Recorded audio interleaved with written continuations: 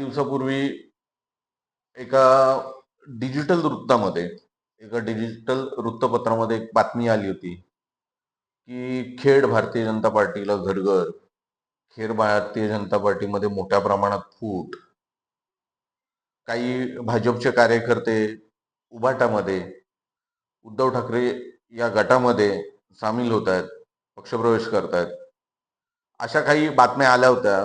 पहिल्यांदा आम्ही त्या गोष्टीकडे दुर्लक्ष केलं, कारण त्या गोष्टीला बातम्यांना महत्व देऊन कुठेतरी त्यांना मोठं करायचं आम्हाला नव्हतं.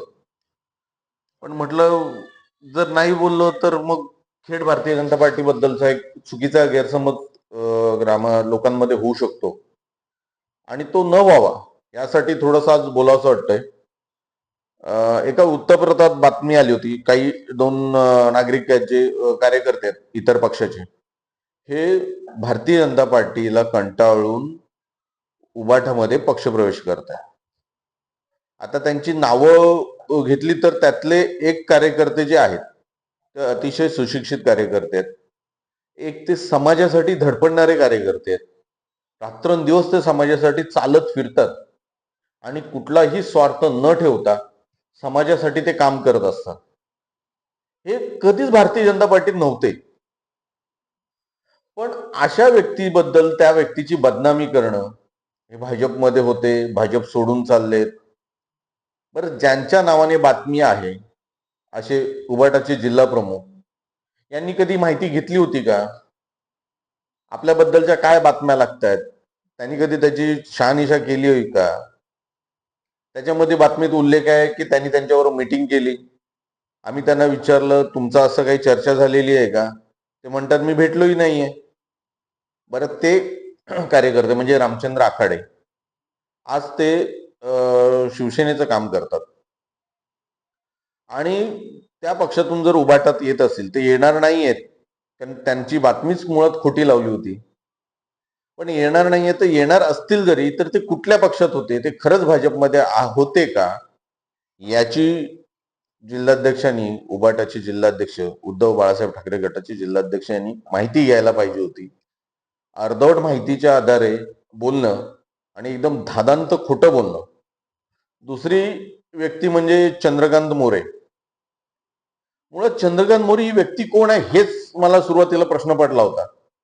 नंतर लक्षात आलं की ही सदर वडगाव गावातली व्यक्ती, ही व्यक्तीचा कधीही भाजपशी संबंध आला नव्हता. कधीच भाजपमध्ये ते नव्हते, ह्याच्या आधीही नव्हते, कधीच नव्हते.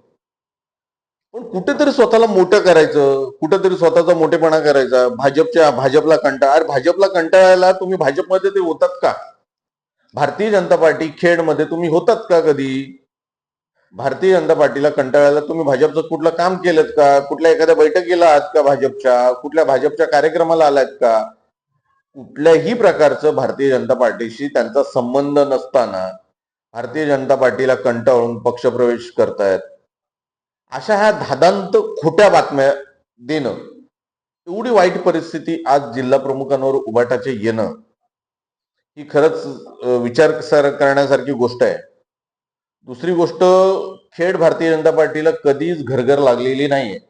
या उलट सगळ्यात जास्तीत जास्त कार्यकर्ते या येत्या महिन्याभरात भारतीय जनता पार्टीमध्ये पक्षप्रवेश करतायत.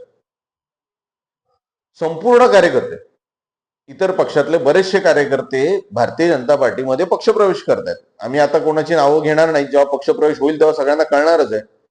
पण सगळ्यात जास्त भारतीय जनता पार्टी इथे वाढणार आहे आणि ज्या पद्धतीनं बातम्या पसरविल्या जात आहेत, याचा कुठेतरी पक्षाने, इतर पक्षाने, मग ते सत्ताधारी असतील किंवा विरोधक पक्ष असतील, कोणीतरी धास्ती घेतलेली आहे भाजपची.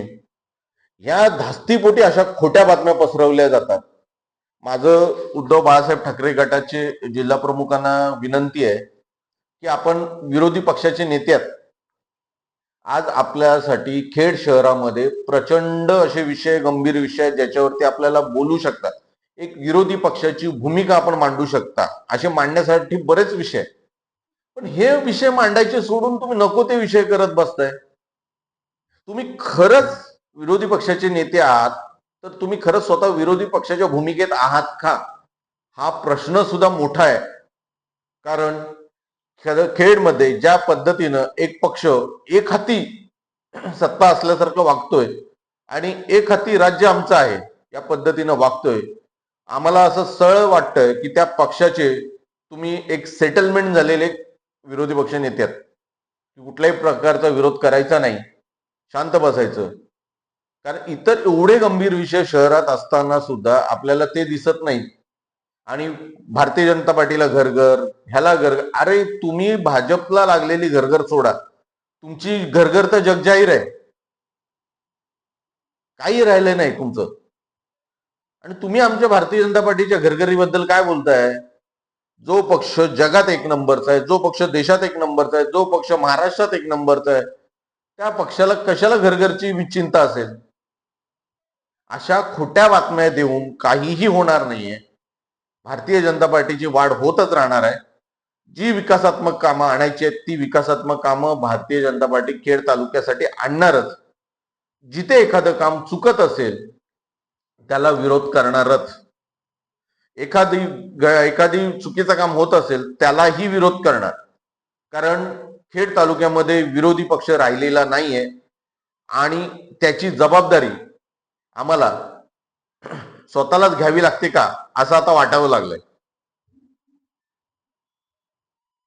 तर बघू दे, म्हणजे परत एकदा करू काय शब्द.